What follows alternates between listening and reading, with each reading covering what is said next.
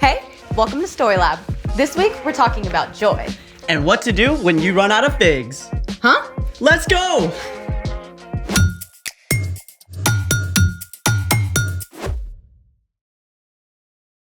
Hey, I'm Sebastian. And I'm Skylar. Today, we're talking about joy, which is choosing to celebrate what God is doing. Speaking of joy, you actually look a little the opposite. My favorite team lost a big game. Do you need to be sad for a little bit, or do you want something to cheer you up? Definitely cheered up. In that case, I have just the thing. Of course! Bubble wrap! It's fun, it's poppy, it's Satisfying. You know, there are actually a whole bunch of things that are worth celebrating. Like hearing your favorite song, Sleeping in a bed that's just been made. seeing a sunset, Hearing a cat purr. ooh, free food samples at the grocery store. Food, of course. What else? Oh, I've got a good one, but it's gonna take a little bit to set up. Let's make it! One of my favorite things is building Rube Goldberg machines. A Rube Goldberg machine is a series of silly, complicated chain reactions where one event leads to the next, accomplishing some task like this. The idea was invented by cartoonist Rube Goldberg, who was born in 1883. And we have everything we need to build a Rube Goldberg machine right here. Lead the way. So first, we're gonna take our track. So we're gonna put this on here. Then we're gonna do this one. Perfect. Now we're gonna set it up right here. Then what? Oh, blocks, that's what we need.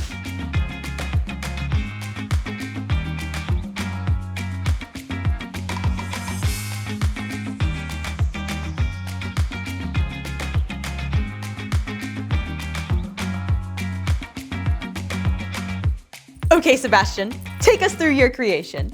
Ladies and gentlemen, I give you the Balloon Blaster 3000. We'll begin with sending our car down the ramp, hitting the blocks, These blocks? of course, which then hits our domino chain, which then our last domino will hit the tennis ball, go down the ramp, made of chopsticks, and then hit our ruler with the tack at the end, popping the balloon. Pretty impressive. Ready to try it? I thought you never ask. 1, 2, 3, go! Yes! No way! That actually worked! what do you say we take it up a notch? I thought you'd never ask.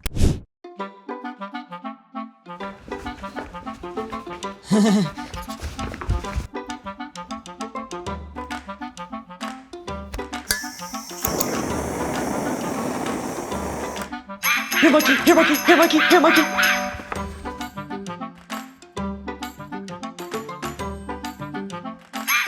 No, monkey, no! Who knew it was so hard to find a trained monkey? The hot water heater was a nice touch. Ready? Ready.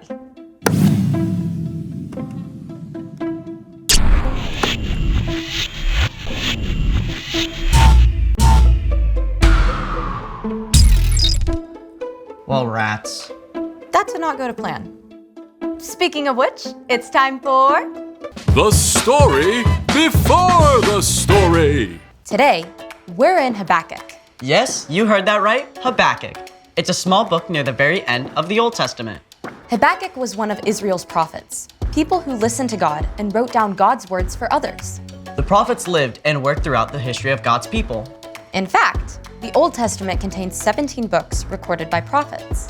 Many of them wrote during the final years of the kingdoms of Israel and Judah, when foreign nations threatened to attack. Habakkuk recorded his message during this time as well. Which is where our story starts. Take it away. Hey everyone, I'm Erica, and I'm excited that I get to say Habakkuk a lot today. Habakkuk. Okay, so Habakkuk has a fun name, but he lived in Jerusalem during a very difficult time. The northern kingdom of Israel had already been conquered. The southern kingdom of Judah was still free, but enemies were closing in on all sides. Everywhere Habakkuk looked, He saw things going wrong and falling apart. Even in his own country, people had forgotten God. They were fighting with each other and treating others unfairly. Habakkuk called on God. Lord, I know how famous you are. I have great respect for you because of your mighty acts. Do them again for us. Make them known in our time. Habakkuk cried out to God to come and fix all these terrible things. And God answered, telling Habakkuk to write it all down. In the end, God promises to bring justice. In the perfect time, everything will be made right again. The Lord is in his holy temple. Let the whole earth be silent in front of him. At this point, Habakkuk had a choice. He could look at what was happening around him and panic and lose hope. Or Habakkuk could look at the way God had worked in the lives of the Israelites over and over. He could trust God's promise to bring good out of hard things and right all wrongs. Habakkuk recorded his conversation with God, and at the end, he came to this conclusion. The fig trees might not bud. The vines might not produce any grapes. The olive crop might fail. The fields might not produce any food. There might not be any sheep in the pens. There might not be any cattle in the barns. But I will still be glad because of what the Lord has done. God, my Savior, fills me with joy. When terrible things happen, joy does not top our list of feelings. But in the middle of chaos and hardship, Habakkuk chose joy. Let's take a closer look. The fig trees might not bud. The vines might not produce any grapes. The olive crop might fail. The fields might not produce any food. There might not be any sheep in the pens. There might not be any cattle in the barns. Let's be real. If the fig trees don't do so well this year, you probably won't be affected. I mean, unless you really like fig bars. But in Habakkuk's time, the Israelites mostly made a living by farming. They either ate what they grew or what someone nearby grew. So if the crops failed, it was devastating. It meant that no one had enough to eat. The people could starve. Now, it's not a big deal for us now if olives don't have a bumper crop, but there are lots of things in our lives that can go wrong in a big way too. Maybe one of your parents loses their job. Maybe you find out someone in your family is really sick. Maybe your best friend starts hanging out with someone else instead. Maybe you won't be able to play soccer unless you get your math grade up, which feels impossible. Odds are, you can't control the bad thing that's happened, but you can control how you respond. If you focus only on what's wrong, you'll feel hopeless and overwhelmed. But you can choose to take your focus off of your problems, real though they are, and look to God. You can remember how God has helped you in the past and how God promises to make everything right in the future. This is how Habakkuk was able to say, "But I will still be glad because of what the Lord has done. God, my Savior, fills me with joy. Through Jesus, you will be able to live forever with God." That doesn't make your current troubles any less difficult, but it does mean that you can find peace and joy in the midst of them and discover that there's always a reason to celebrate. The end. Wow, that is not easy stuff. Yeah, it just got real in here. Habakkuk didn't hold back. I mean, he was angry and upset, but he still made a choice to trust God's character.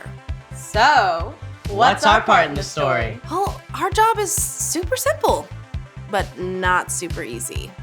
When things are difficult, we can choose to find reasons to celebrate. The best place to start is with God. You can look at stuff God has done in the past, like promising to bless the whole world through Abraham's family. And providing for the Israelites in the wilderness. And sending Jesus so we can live with God forever. You can look at how God has worked in your own life too, like giving you courage when you had to get a blood draw, or helping you make friends at a new school. And you can focus on what God has promised to do in the future, too. Like making everything that was wrong right again. Could you imagine what that would be like? When you look at what God has done, is doing, and will do, you can always find a reason to celebrate. And that should put a smile on your face. Absolutely! But choosing to focus on what God is up to doesn't mean you should pretend nothing's wrong. It's still important to be real about the hard stuff in your life. But you can still choose joy in spite of the tough things. I, for one, am always up for a celebration. Me too! See you next time! Bye. So here's the thing. There's always a reason to celebrate. Ready to try again? I thought you never asked.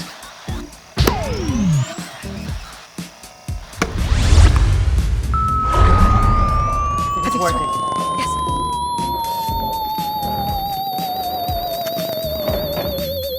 Here it comes.